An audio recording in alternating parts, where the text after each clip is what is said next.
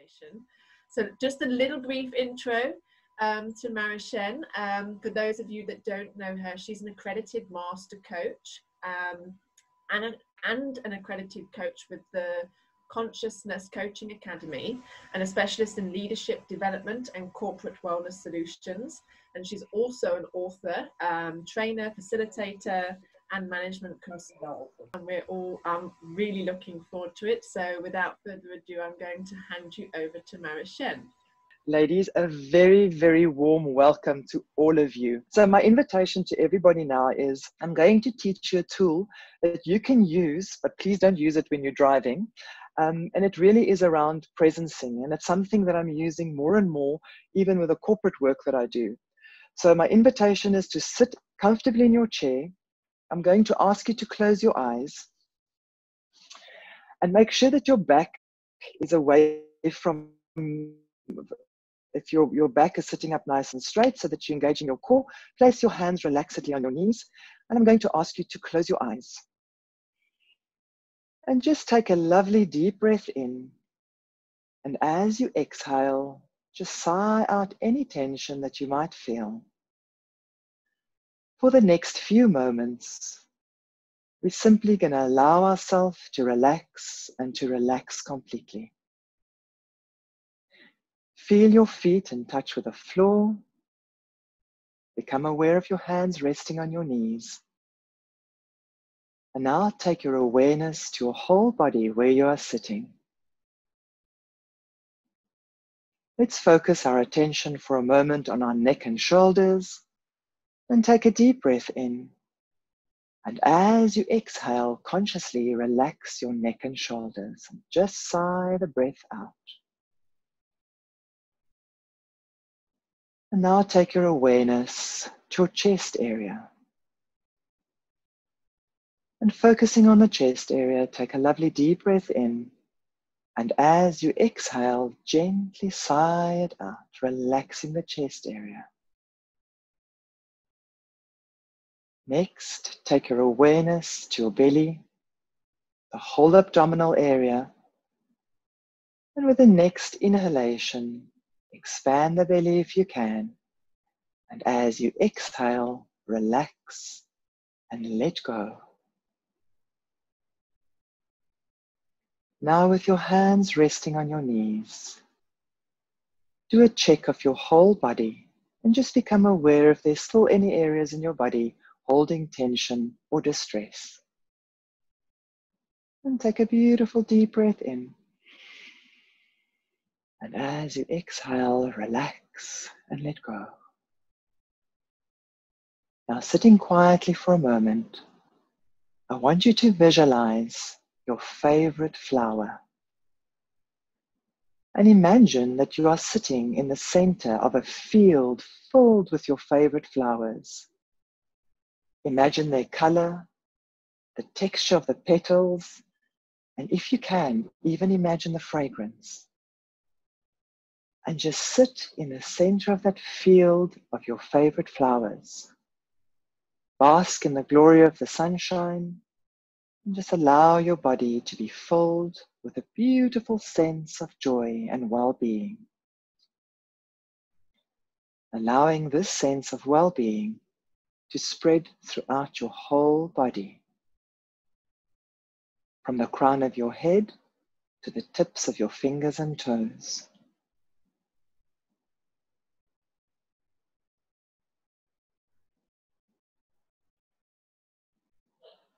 Now keeping that image of your favorite flower and you sitting amongst your favorite flowers, make sure that you keep that mental image somewhere in a beautiful place in your mind, and knowing that you can access this whenever you need to. Very gently wiggle your toes and wiggle your fingers, and gently open your eyes. And welcome back. Did you enjoy that? If your video is on, just give me a little thumbs up. So, what has been shown in the recent research that have been done in several pockets around the world is that most people In fact, 2/3 of the population is suffering from depression, and 80% is actually suffering from distress, whether it's financial, mental, or emotional.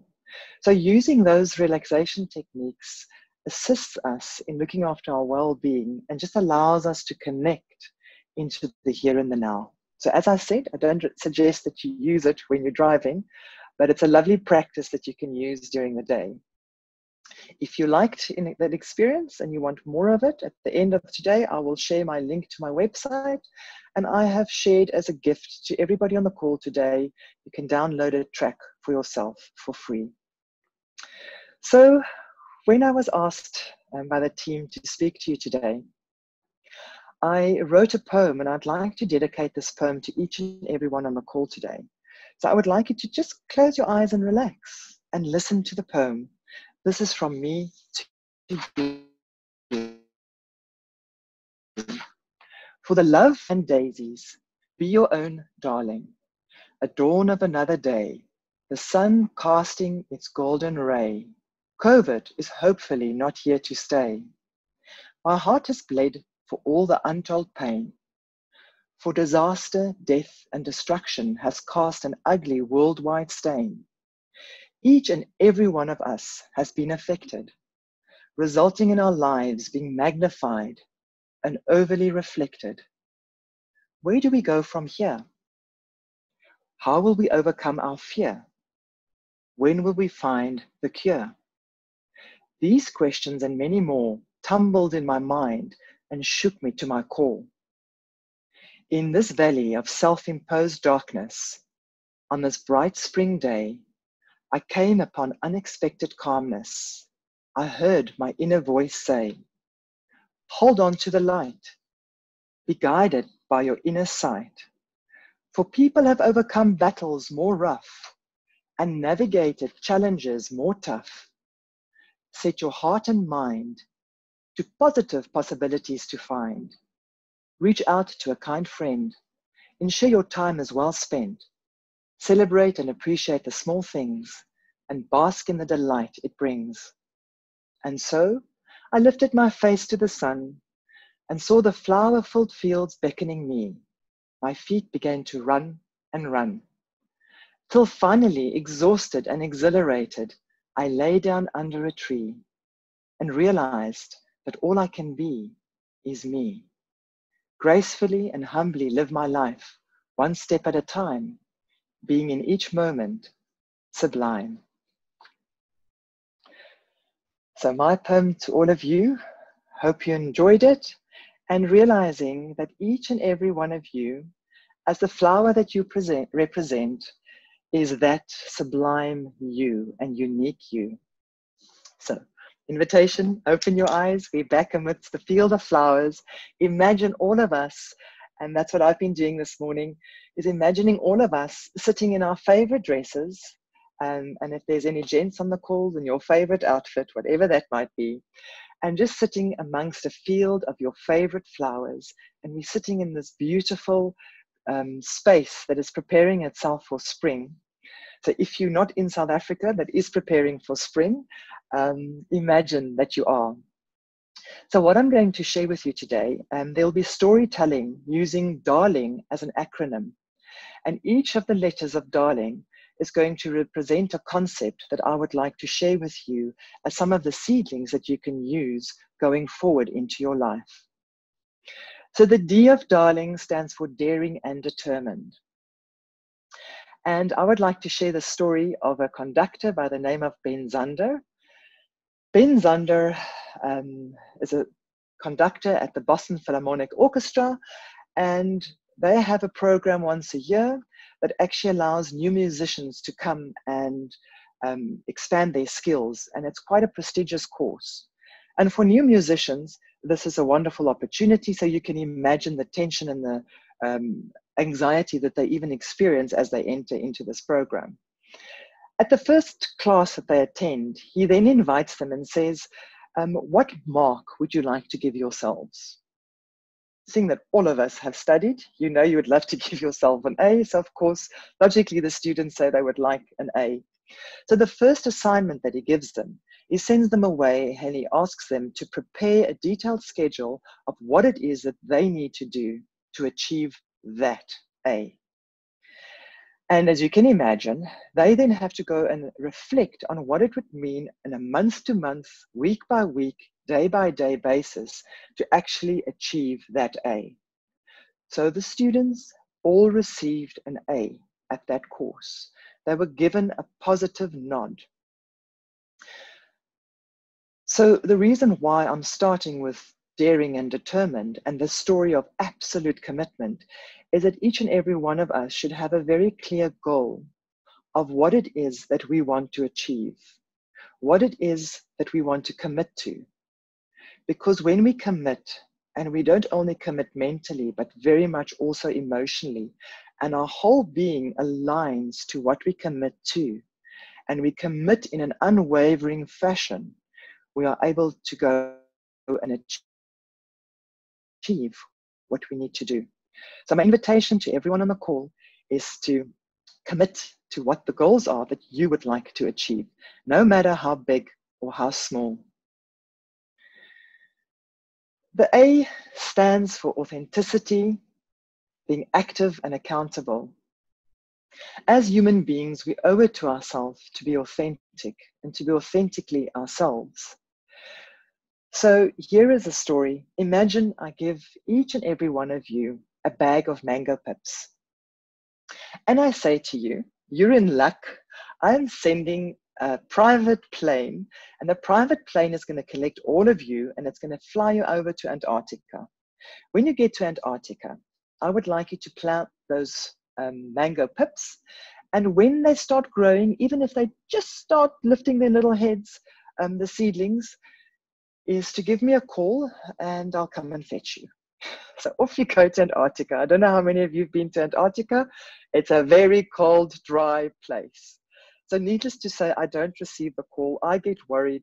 I call and one of you answers and says, no growth, nothing is happening, nada. I send the plane to collect you, and guess where I take you next?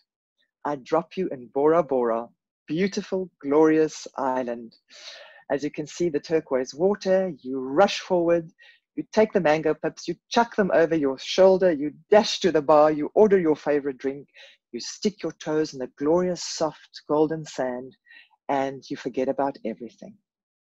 I give you 3 weeks, realizing that you need the break after Antarctica, and then I call, and as luck would have it, there's this lovely pretense of saying that there's no signal. And I realize that you guys are having fun and better luck next time. So I wait a day or two, and of course guilt sets in like it does, and the call gets answered, and I ask about the mango pips. You all go rushing out because you're now enjoying the island life, and you go in search of your mango pips, only to find that they have grown into little trees. I send the jet back and I bring you back home, and I ask you, so what has changed? What is different in Antarctica compared to Bora Bora? And of course, you answer to me, the conditions. So I wanted to create these two very stark images for yourselves between Antarctica and Bora Bora, with a concept that each one of us is responsible on a day-to-day basis to choose mentally whether we're creating an inner mindset of either Antarctica or Bora Bora.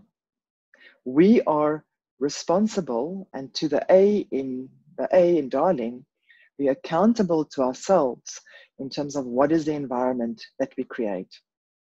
So my invitation to everybody is today is to walk forward realizing that you and you alone are accountable for the mental environment that you choose for yourself on a day-to-day basis. But as my son said, from time to time, when you are in an environment that is challenging, you can slide down the rabbit hole. He was in quarantine for 5 weeks, stuck in a little room by himself. And it was a really hard call when he said, Mom, all of us at some point go down the rabbit hole. Whether it's depression or distress, we all go into that space. And it's called the rabbit hole because we have to dirty our little fluffy tails. But the realization is very sharp and very real to know that we have to find ourselves on our way back out there towards the sunshine. And it's actually now creating the pebbles and putting that in place to assist us in that journey. So being active are some of the pebbles that we can create to ensure that when we are hit with a moment that we feel like we're slipping down the rabbit hole, that we can lift ourselves up. So exercise, you're all familiar with the benefits of exercise. I know on the call, because I have a few dear friends that I know that are on the call today, exercise is critical. It doesn't matter whether you are running or cycling or walking or dancing. It's actually irrelevant what you do. It's important that you enjoy it and that you do it regularly. The good quality of sleep, you're all aware of that. They use sleep deprivation as a form of torture. New parents of young kids experience that to the nth degree. Your personality changes when you have many nights of lack of sleep. Nutrition, we cannot overemphasize the importance of eating healthy because there's enough research available that actually says that if we don't eat regularly and we eat healthily and maintain the body's well-being, that you actually can affect your moods. And you all know that about your sugar levels and all of that. Assessing your finances. Yes, finance is not a dirty word. Sometimes people fear facing that space. I myself have gone through many challenges over the years and have realized that good financial planning, taking stock of where you're at, seeking advice when you need, planning, saving, and investment is a really, really key factor in one of those pillars or pebbles that creates your well-being and impacts that. Your CV, and here I'm just being practical. If you are working, it's very important to continuously update your CV. Check your networks. The EOHO space is also another lovely opportunity to network and make sure that you continuously reinvent yourself. Because if you've lost your job, if you've been furloughed or retrenched during COVID, I myself have been retrenched before in my life, and it's a tough space, I acknowledge that. But there's many things that you can do to actually assist you in that process, and things do change. So my next story is about the R, or resilience and responsibility. And it's a true life story about a French gentleman by the name of, I'm going to try and pronounce it in my best non-French, Henri Charrière. And he became known as Papillon. He had a beautiful tattoo of a butterfly on his body. And he was sent to the penal colony in French Guiana for a murder he did not commit.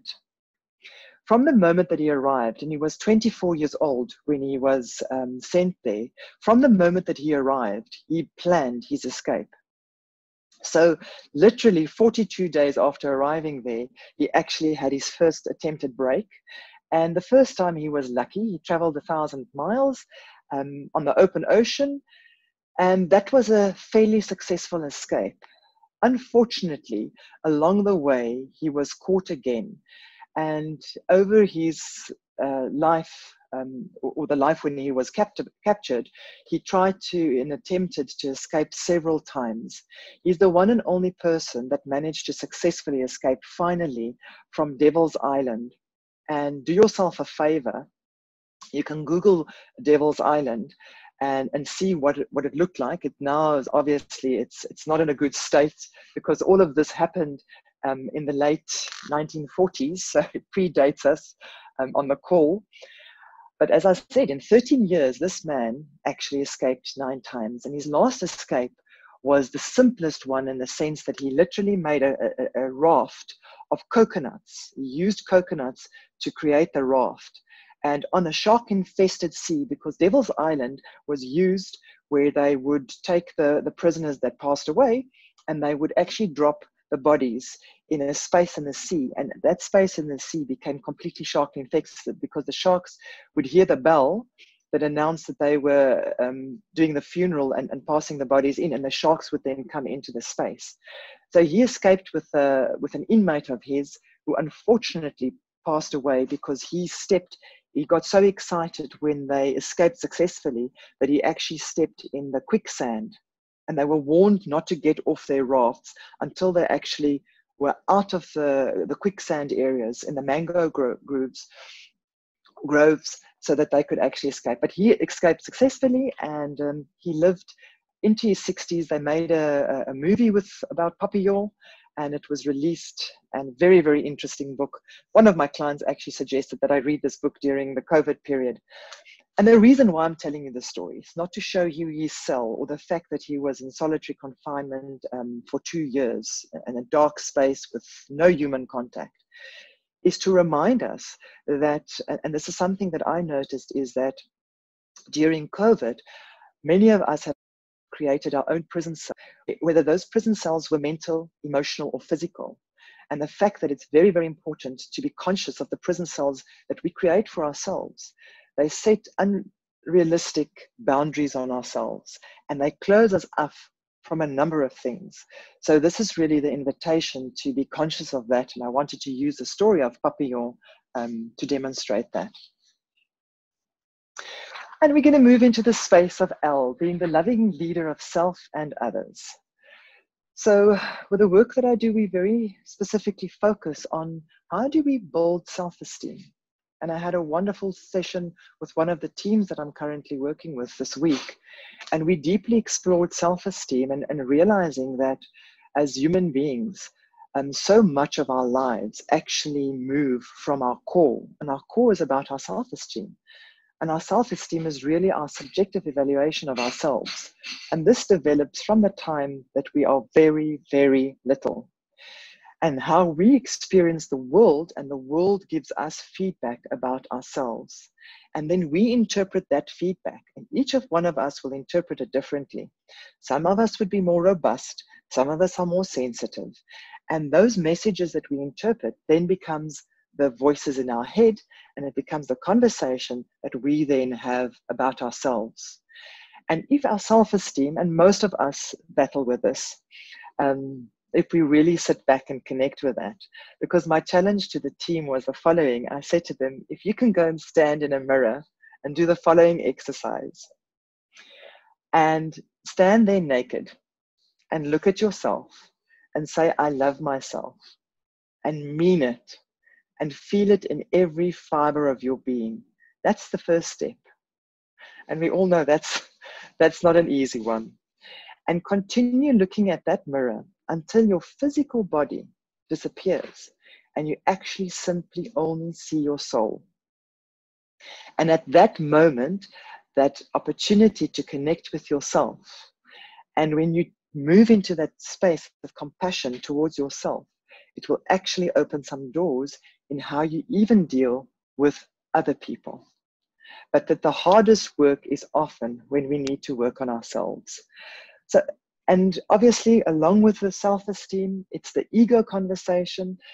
Those of us that work in the corporate world, very aware of our egos, and I'm mentioning this specifically in the corporate world. It's a tough environment. We have to show up in a certain way. There's a certain culture. There are certain expectations. And to really manage our egos, it's, for example, when we give a talk and we start worrying, okay, will they like the talk? Won't they like the talk? That is your ego conversation that's going on. You can only prepare, do the best that you can, and deliver it open-handedly, and that is it, and that is enough.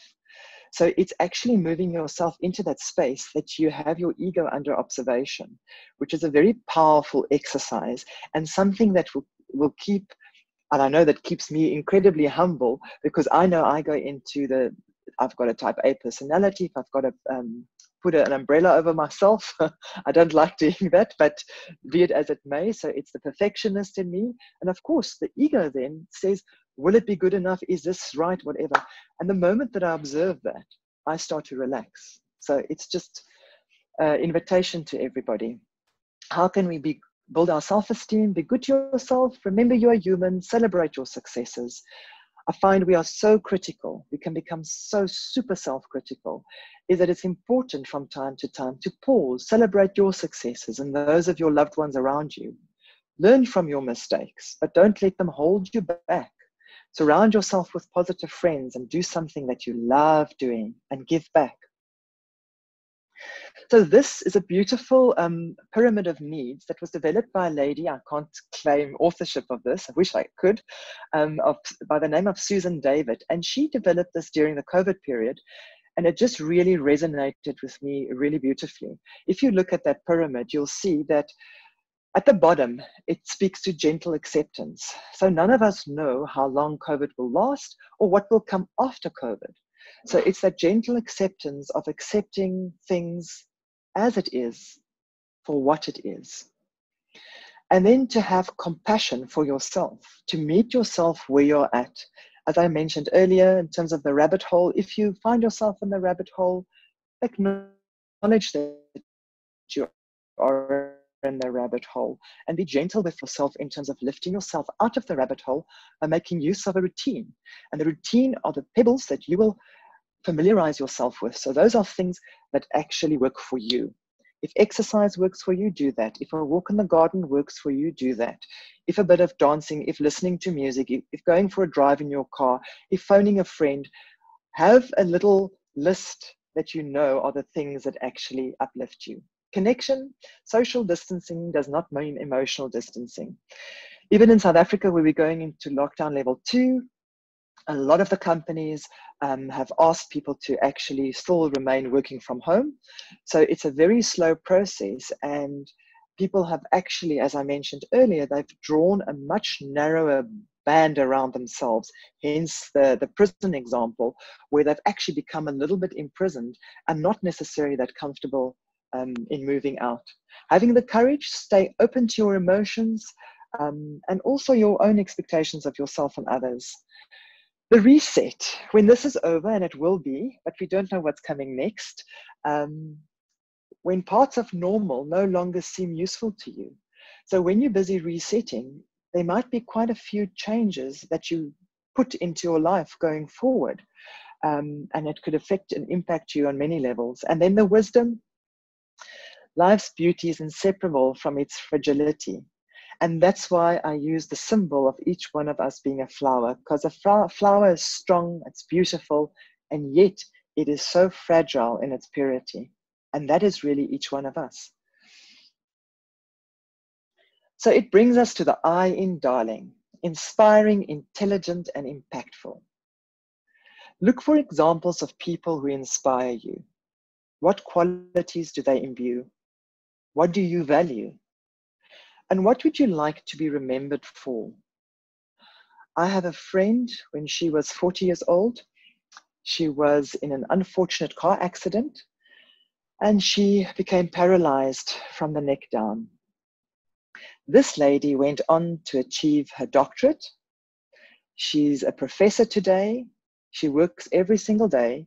And during COVID, she made use of technology whilst she was laid up in bed with bed sores, because being paralyzed, she was laid up with bed sores and she had a nurse attend to her every second day. But you know what she did?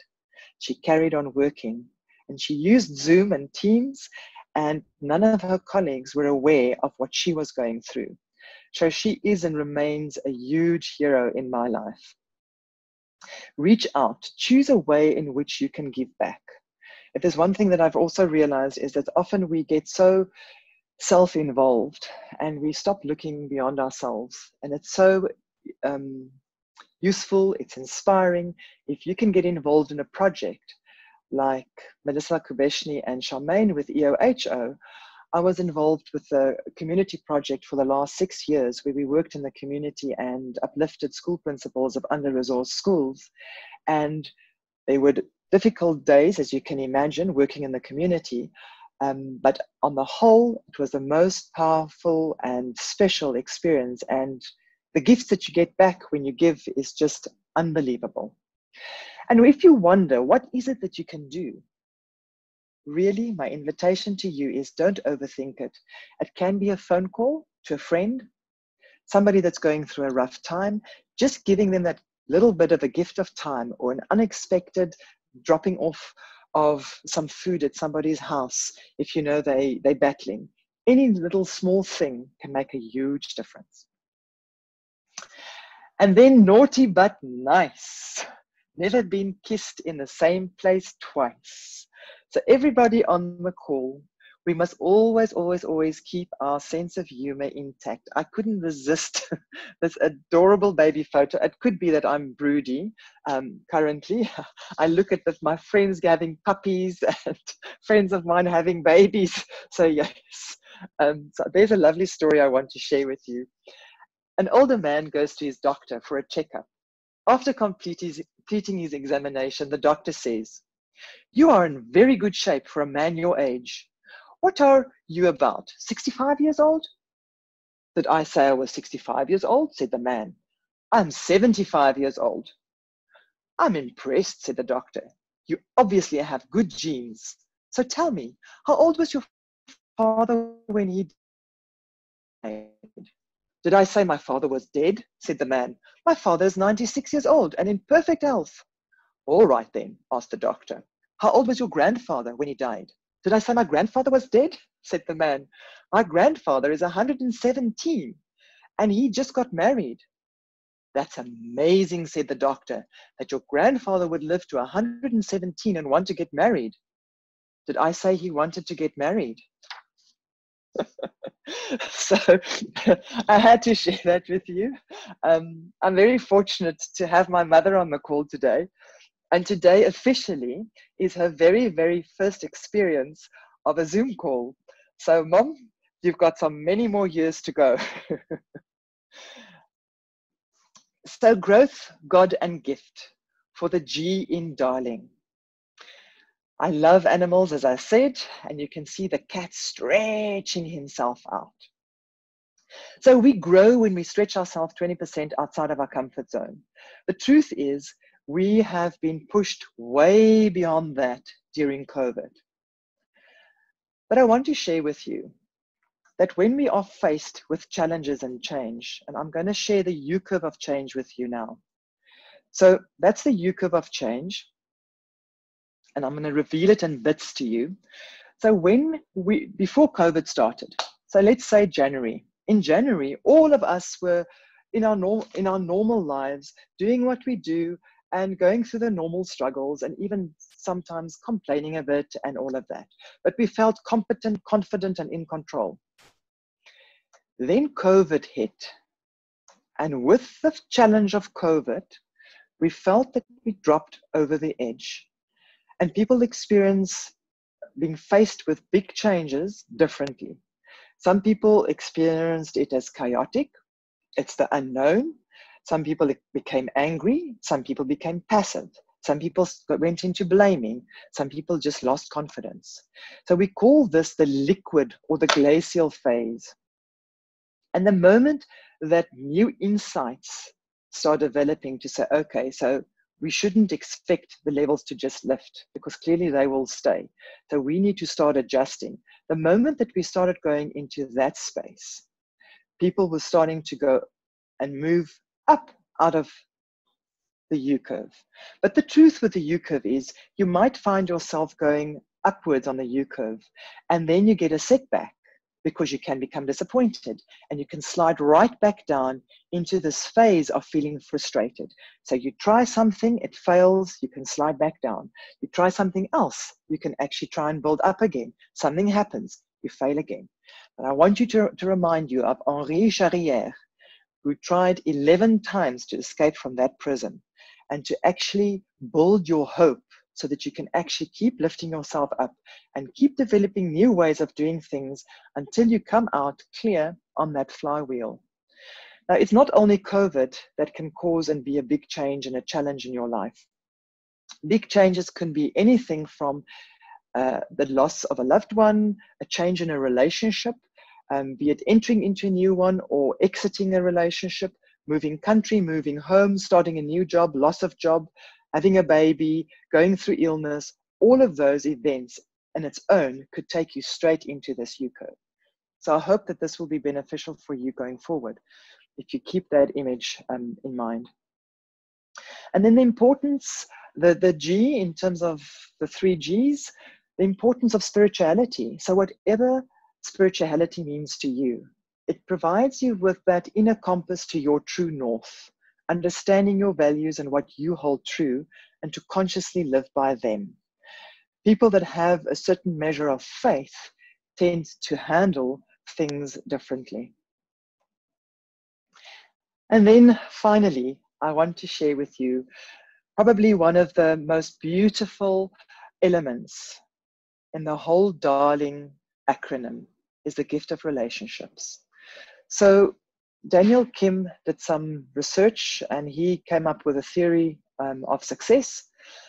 And the reason why I place relationships here, and I use this in some of my corporate work, but it actually means, it actually relates to any relationship, is that the quality of our relationships impact the quality of our thinking, that directly impacts the quality of our actions and impacts the quality of our results.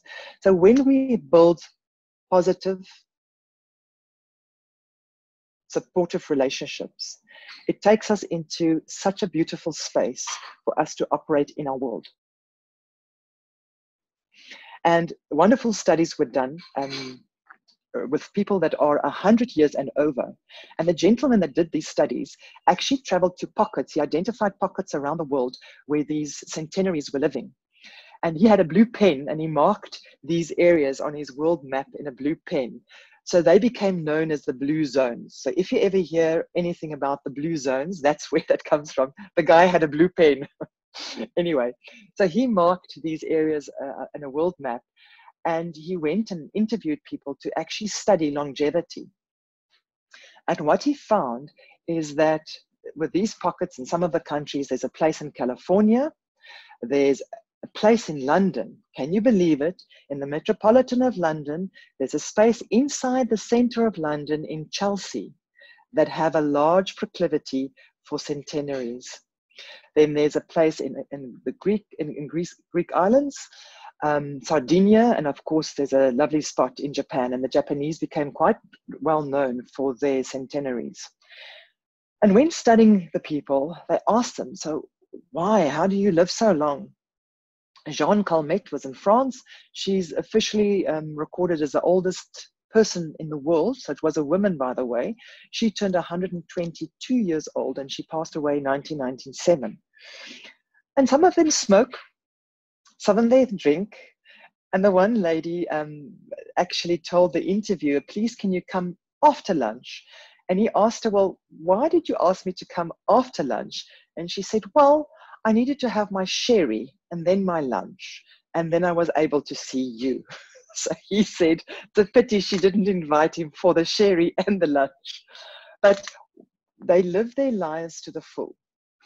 In terms of their mental and emotional attitude, they don't worry too much about anything because they realize that challenges come and challenges go. And I'm sure many of you could have seen the WhatsApp clip that was circulated during COVID, where it takes you from the First World War. If somebody was born in 1900 and they had to live to now, what they would have seen and what they would have experienced. And just that gives us a little bit of a different perspective of some of the things that we go into that worry pool about. So the fact that relationships, and that's what all the centenaries shared, is that with relationships, that actually keeps them going. The one gentleman would literally walk 6 kilometers to a restaurant every day to go and sit and have his glass of wine and chat to his friends, and then he would walk back home. And that's what he does. And he's over 100 years old. So I'm trying to share with all of you, none of us, I don't think we have a centenary on the call, do we, Melissa? Not that we know of. Exactly. So there's heaps of hope for all of us. So in closing, with our seedlings and our thoughts that I hope that I could gift with you today, is to be daring and determined. Set your goals and be committed to those goals, mind, body, and soul. Be authentic in being you. Be very clear in what you choose for your mindset. Is it Antarctica or Bora Bora? Remain active in your life and accountable for what you choose. Be resilient and responsible, and you will have your own examples that inspire you in terms of being resilient. Be a loving leader of yourself and others. Look after your self-esteem, nurture yourself, and manage your ego. Be inspiring to yourself and others, and have impact and make sure that you also give into the community where you find yourself. Keep your sense of humor intact, naughty but nice, and manage your growth, your spirituality, and treasure the gift of relationship.